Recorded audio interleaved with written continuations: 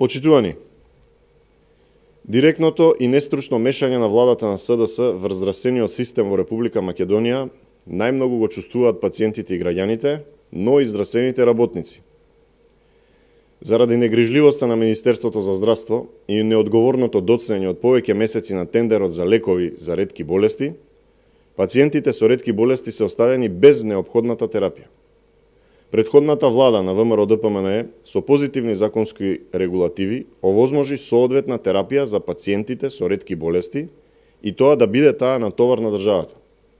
За жал, во моментов, СДС и неспособноста на заменик министерот за здравство доведоа до состојба да овие пациенти и нивната здравствена состојба зависат од спроведување на некаква административна тендерска процедура. За жал, тука не завршува штетното влијание на мешањето на СДС во здравството. Состојбата со системот Мој термин станува алармантна.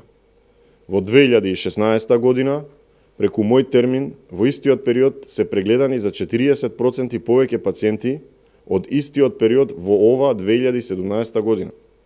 Тоа не значи дека оваа година имаме помалку пациенти, туку значи дека се креирани помалку термини за преглед кај специјалист, а со тоа и времето на чекање за прегледи и снимање е зголемено.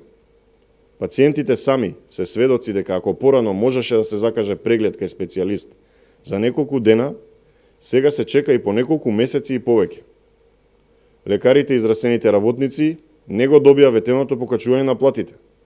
Со новиот закон на медицински студии им се ускратува можноста за повеќе месечно практично усовршување и едукација во странство.